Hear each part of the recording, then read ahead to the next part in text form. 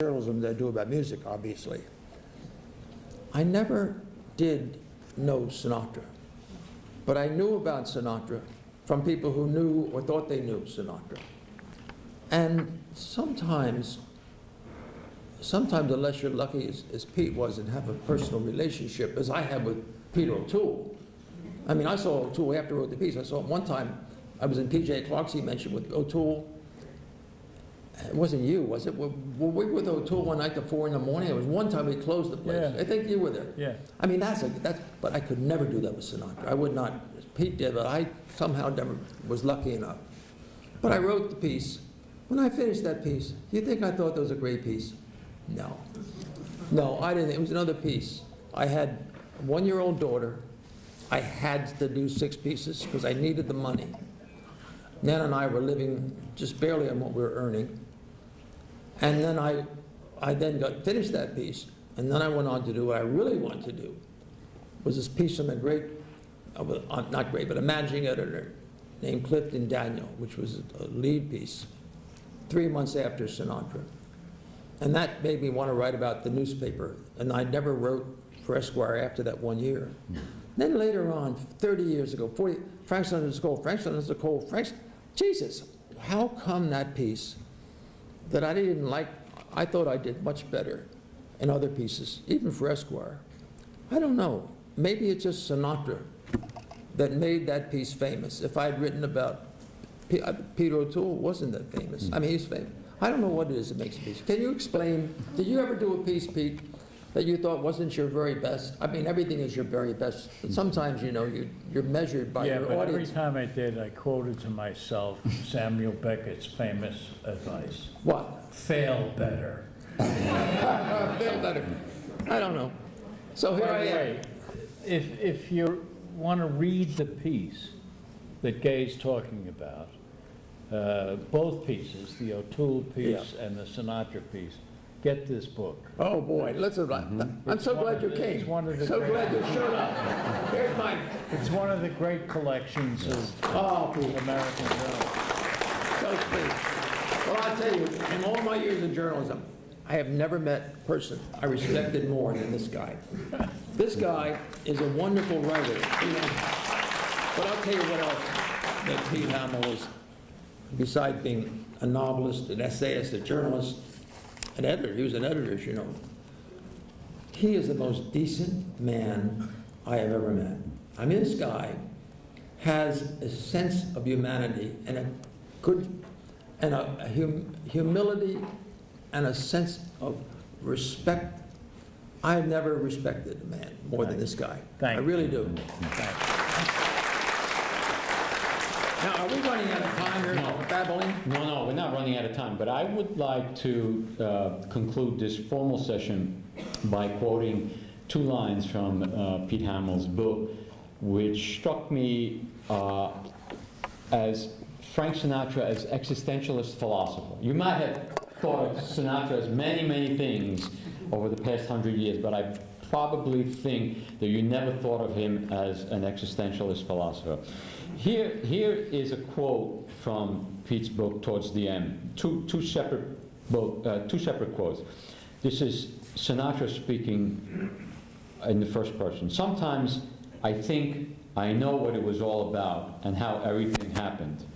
But then I shake my head and I wonder, am I remembering what really happened or what other people think happened? Who the hell knows after a certain point? And then I wrote, like, contrary to the cocksure certainness of my way, Sinatra at the end of his life was less sure of his way than at any time of his life. And then the final quote from Pete Hamill, maybe, this is Sinatra, maybe that's what it's all about. Maybe all that happens is you get older and you know less. Boy, it's extraordinary, really. It better not be true of your 2 guests. I don't know. Anyway, what I'd like to do now, with the time that we have remaining, about 15 minutes, is to open it up for questions, comments from folks. So, folks, yes. Tell them to stand up, and we'll repeat the question for those. You just give us the questions. Stand up, though. We want to look at you. What Sinatra songs are the most meaningful to you two? What Sinatra songs are the most meaningful to the two of us? Pete, what do you You think? make me feel so young.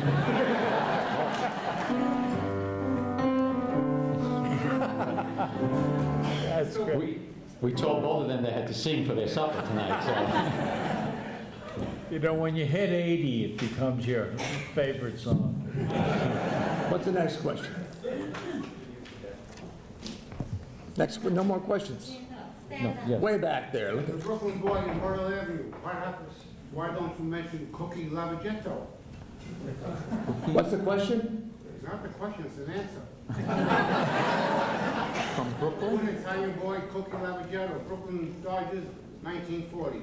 I bet Pete knew it, right? Well, the odd thing is, the Yankees had the corner on most of the great Italian players. Not only The DiMaggio, Brooklyn Dodgers in 1940. yeah, but Well, Crosetti we back had in Carl 1930. Furillo, Crosetti, and Cookie Lavagetto was on, you know, was not exactly Italian, you know. But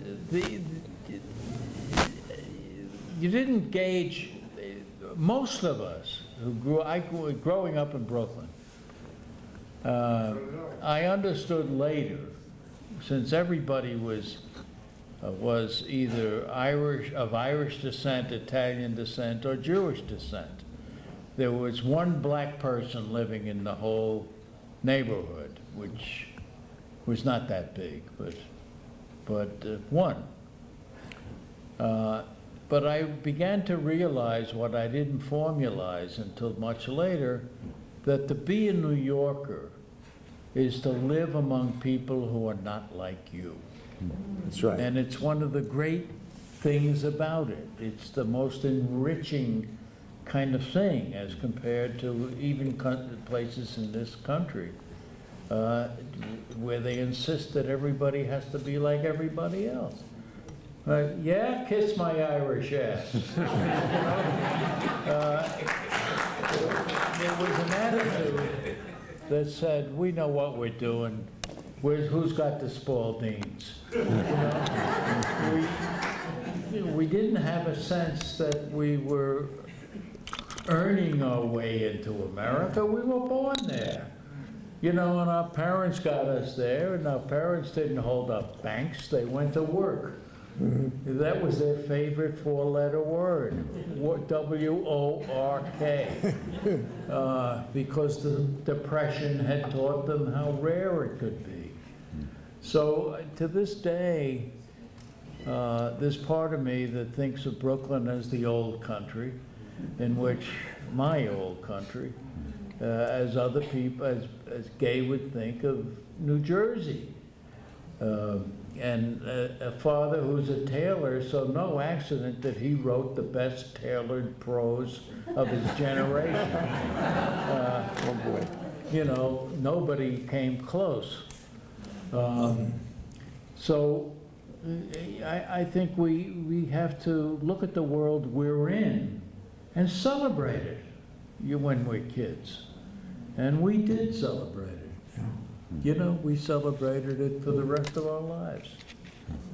Way back there. Mr. Hamill, in the book North River, I believe it was, the protagonist goes to a dance hall and he sees a singer. You describe him like it's Sinatra, but you don't say it's Sinatra. Was it Sinatra? Repeat the question, Pete. Yeah, I have a scene in a place that's like Roseland. And my character is a doctor in the village, and he has an Italian girlfriend, of course. They go dancing in Roseland, and there's a singer who is absolutely based on Sinatra, because Sinatra would every once in a while in those days, in the Depression, before he got a name, go and try to get a gig here and there in Manhattan, a place he could see from the docks at Hoboken. And he would he came in one block at a time to find the whole wide world. And one of the blocks was 52nd Street, where Roseland was. But you're right. Thanks for reading carefully. Got a quick question back there. Gentleman in the back. You know what, Mr. Sinatra wrote the Beatles, you know, in the 60s when, you know, of course, they were a big hit here, but looked different music, and now this young group is maybe taking, you know, attention away from him. Because there was an exchange with him and John Lennon. Do you know anything about that? Or what you thought of that? Could you rephrase the question? So the question was like the influence of the Beatles on the whole British invasion. Yeah. And the How it changed, let's say, yeah. What he thought of it, and was it something that was too different to him that he couldn't relate to, or was it something he was losing attention? There seemed there was some tension between, or back and forth with him and John Lennon. I don't know if there was tension between Frank Sinatra and John Lennon, but there was certainly tension between Frank Sinatra and the British invasion. So these gentlemen can speak to that because they were there. I mean, You speak to it. Yeah, in my limited sense of what he felt, I think at first he felt threatened, like there was a whole shift, a cosmic shift underway that made rock and roll the central part of American music rather than Great American Songbook. So I think he felt threatened about it. He would make wise guy remarks here and there, usually of dismissal. But later on, I think he got to like some of the music, some of the ballads that were done by the Beatles. And there were other songs. I tried to get him to make a record of Desperado. I figured an urban version of Desperado by the Eagles, J.D. Souther, would have been an amazing record, but he never got around to it. I neglected to mention one of our guests. This is a person you might not know, but you have seen his images for the past 40 or 50 years.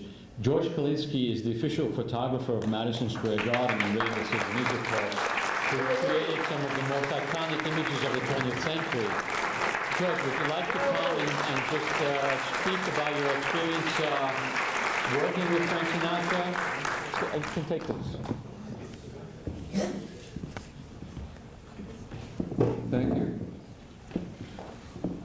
you. Thank you very much for the great applause. I appreciate that. I must tell you that I admired Sinatra. I knew Sinatra well. I admired him, but I also loved him. And I first met Frank Sinatra a few days before, in 1971, before the first Ollie Frazier fight. And there was a knock on the door, and somebody said, Frank Sinatra would like to meet you.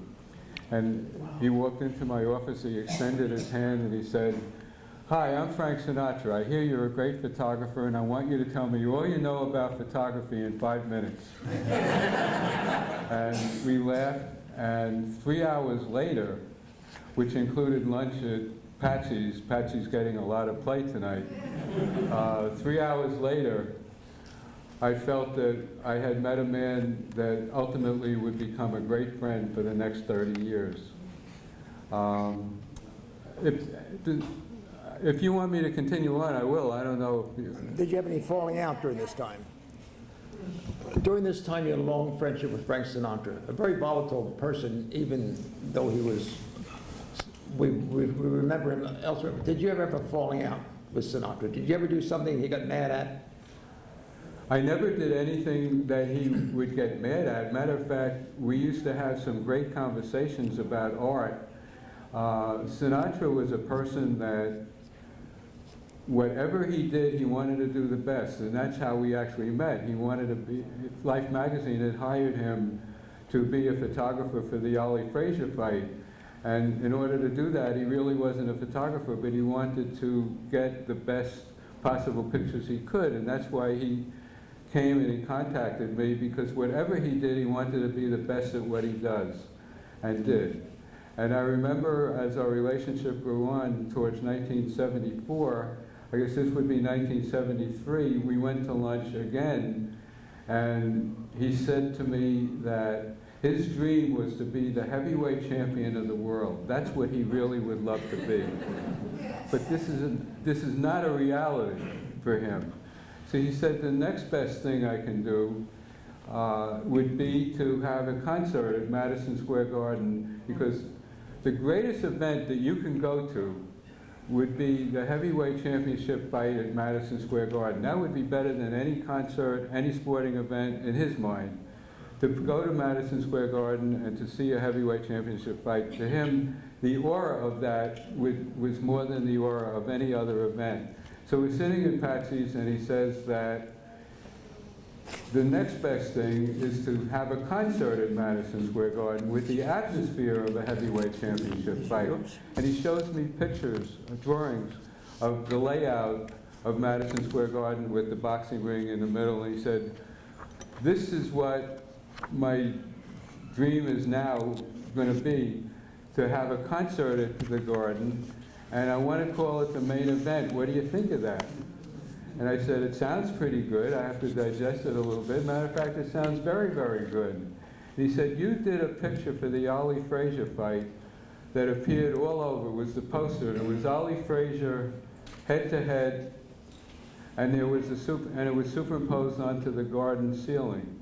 He said, part of my dream would be if I would be in a picture like that, and it came to be that when the day came for the main event, it was internationally televised. And I believe it was one of the first internationally televised entertainment events that there ever was.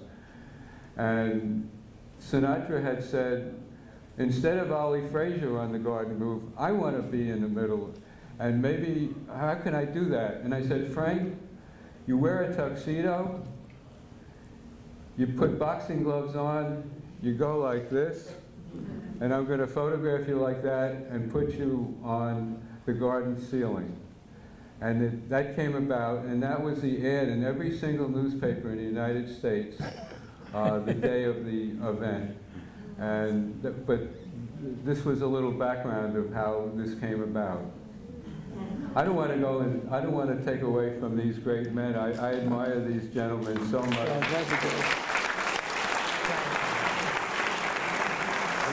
One thing you must know about George, he has probably seen more Knick games than anybody in the whole Northeast, which means he skips purgatory. He has done his suffering. The cover of our conference program is a photograph of George, by George. Oh, that's great. Thank you. I really appreciate being here. I must tell you that my grandfather had a tailor shop that was walking distance from here, and I guess it influenced me also in relation to being a photographer but dressing well. Like, no one can outdo Talese in how he dresses. But I also was born walking distance from here. And so I was raised in Hempstead, Long Island, and I lived here until I was in my 20s. So I just wanted to throw that in. So it's really a pleasure to be here. Thank you. Good job.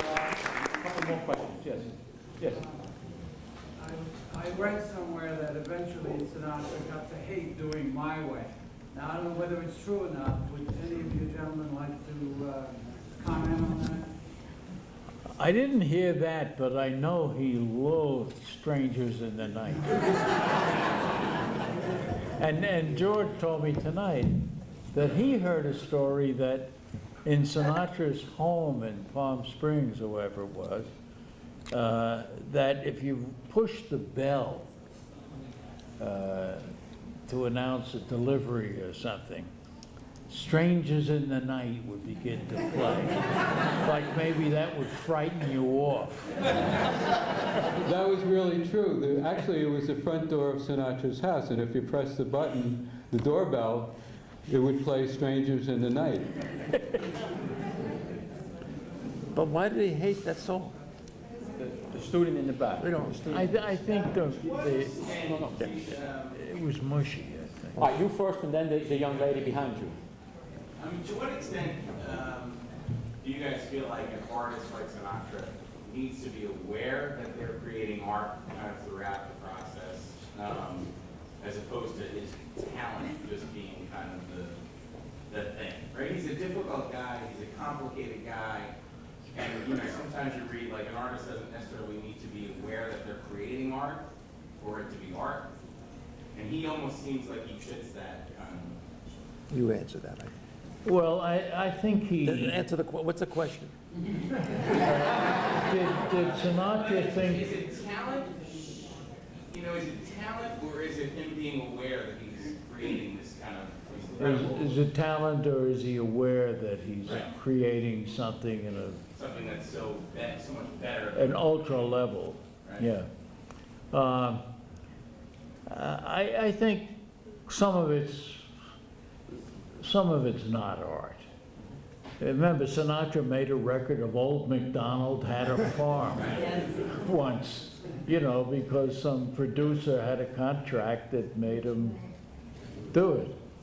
But I think he understood that you could push the level. And I first understood that in this show that we had here in New York at Lincoln Center about 4 or 5 months ago. For the first time, I saw some of Sinatra's paintings, and it looked like he had painted music. It wasn't, you know, some barely clad woman lying on her elbows or something. It wasn't that. It was, they were abstract and yet beautifully rendered in a sense that they were thought out. And I wish somebody would do a book of those paintings, however many there are. So he knew what art was. But I think he also knew that, you know, after a certain age, it wasn't about fame or about the money. It was about what he would leave behind. And there were certain things, Gay and I have had editors like this who put it into your head. I had an editor once said to me, as I was sitting there laboring over an old-fashioned typewriter, he said, make sure that if you died in the next half an hour, there's nothing in that typewriter that you'd be thoroughly ashamed of, and then walked away. And some of us did write shameful stuff from time to time on tabloids, particularly. But I think Sinatra did understand what he was doing. He was an intelligent guy. He had read a lot of stuff because he was an insomniac. He wasn't the cartoon figure you met in Hedda Hopper. He was more than that, a lot more interesting. And these new big fat biographies, I hope they make the point and give us further evidence. The young lady in the back. Thank you. This question is for Mr. Talese. You were saying earlier that you work for New York Times and you didn't experience freedom, and that's what you want as a writer. What would be your advice to young writers that are coming up today that want the exact same thing, want freedom? The question, as I think I can summarize it, what would I advise young journalists today? I'm going to ask Pete to also answer that. What I would advise, especially now that technology is such a dominant force in communication, is to try to back away from technology and resist the temptation to do things easily and quickly. So much of what journalism, all forms of journalism, sometimes there's journalism I don't even understand it's journalism. I mean, I don't know what a journalist is anymore because there's so many bloggers that are journalists and so many people are communicating on the internet in ways that I don't know if I can define very well. But what I really want to say, and let Pete answer more fully, is my experience as a young journalist when I first started, really as a copy boy in 1953. There was some old reporter who must have been 70 or a really old guy, still working. Young. Oh, I'm 83 and the guy's old. And he told me, young man, he said, as a reporter, let me give you some advice. Stay away from the telephone. Stay away from the telephone. The telephone was the new technology in this time. And what he meant was you have to show up. Be there. Don't use the telephone. Go, even if it's a long subway or bus ride or however, go see the person. Be there in person. Yeah. And I have all my 80 years as a reporter, a journalist,